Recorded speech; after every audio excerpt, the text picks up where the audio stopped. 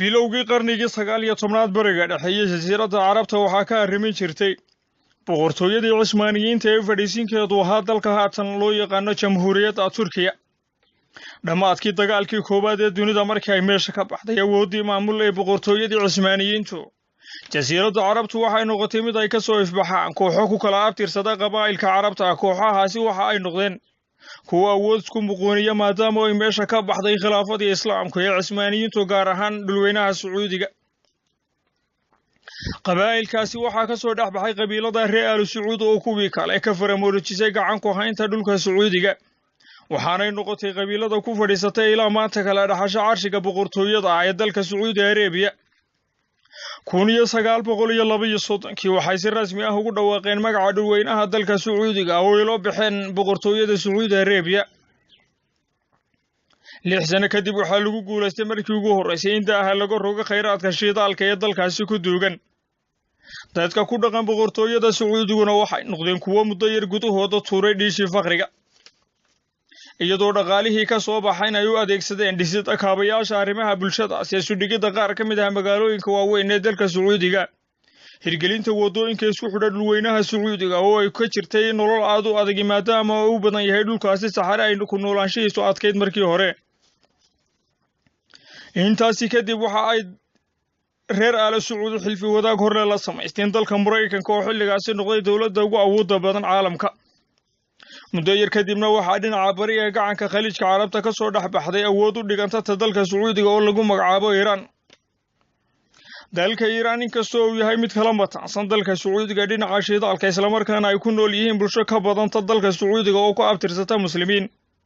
haddana waa dal soo maray mashaakilaad siyaasadeed iyadoo ay dhowr jeer duulimaadyo kala duwan ku qabsadeen qaar ka mid ah dalalka xilligaas uga awood weynaha caalamka.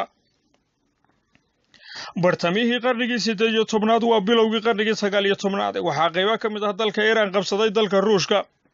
1914kiina waxa uga dambeeyay oo iyana gacanta ku dhigay dalka Iiraan boqortooyada dalka Ingiriiska. inkastoo ay kacdoono xoogan ku saareen dadka reer Iiraan dalalkii u kala dambeeyay awoodda maamul ee dalkooda, haddana waxaa mar labaad duulimaad rogaal celina ku qabsaday dalkaasi 1941kii boqortooyadii Ingiriiska.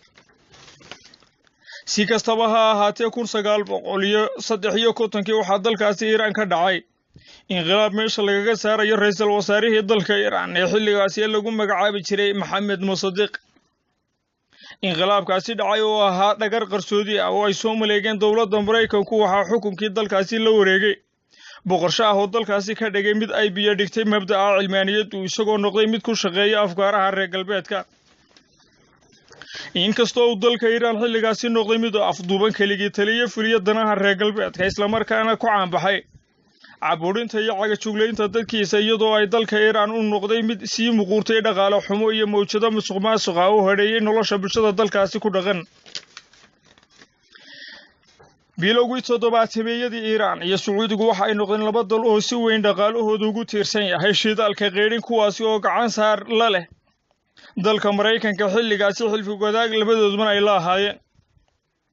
walow ay jirtay kala duwanaansho xagga afkaaraha diimeed ay kala aaminsan yihiin shicibka ku dhaqan labadani dal ee sunnaha iyo shiicadu, haddana may jirin cadaawad muuqato oo ka dhaxaysa labadani dal.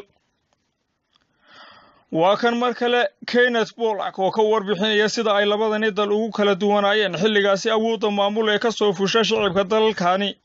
kuwaas oo dadka reer Sacuudi Arabiya ay si weyn uga dambeeyaan nidaamka boqortooyada ah ee ka arrimiya dalkooda,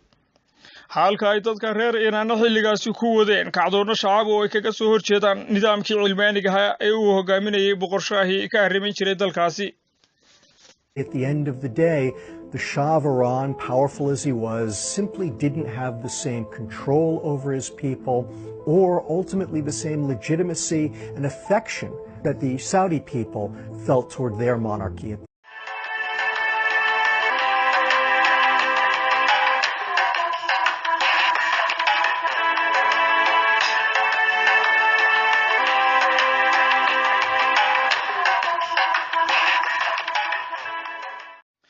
bilowgii 1970meeyadii qorshayaashii isbedelayay ee ku salaysnaa cilmaaniyadda lagu talax tagay ee ka socday dalka Iiraan waxa ay noqdeen kuwo markii dambe galaaftay oo mijaxaabiyey boqorkii muddada 30 sano ku dhowaad ah ka arriminaya dalkaasi Iiraan waxaana dalkaasi ka curtay markii ugu horeysay waxa maanta loo yaqaano Jamhuuriyadda Kacaanka Islaamiga ah ee haatan ka arrimisa dalkaasi iyadoo dhidibada loo taagay golaha sare ee hogaaminta ruuxiga ee Iiraan oo halka lagu go'aamiyo go'aamada masiiriga ah ee ku jihaysan mustaqbalka dalka iyo dadka reer Iiraan wax walibana waxa isbedelan 1979 xilligaasi markii afka ciidda loo diray nidaamkii ku dhisnaa keligii talisnimada ay boqorshaha xilligaasi waxaa dhacay in kumanaan shacab ah oo gadoodsanaya horkacayo hogaamiyaha ruuxiga ee dalkaasi uu Ayatollah Ali Khamenei ay goosteen jidadka waaweyn ee halbowlaha u caasimadda Iiraan ee Tehran iyadoo goobaha ku yaalaan xafiisyada dawladdu sidoo kale waxa ayna xusid mudan in shacabka gadoodsane ay gudaha u galeen safaaradii uu dalka Mareykanku ku lahaa dalka Iiraan ee ku taalay caasimadda dalkaasi ee Tehran kuwaas oo waxyeello baan u geystay agabkii iyo shaqaalihii safaaradda shakhsiyaadka sida weyn loogu xasuustay horkacaya waxyeelaynta safaaraddan ayaa la sheegay inuu ku jiray Ahmadinejad oo ahaa madaxweynihii kan imika Iiraan ka taliya ka horeeyay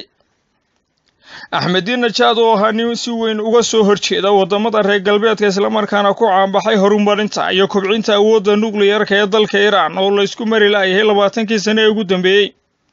ayaa lagu sheegaa in laga hayo muuqaallo iyo sawirro tilmaamaya inuu xilligaasi ka mid ahaa dhalinyaradii xoogga ku gashay safaaradda Mareykanka ay kacdoonka shacabku la wareegtay dadka reer Iiraan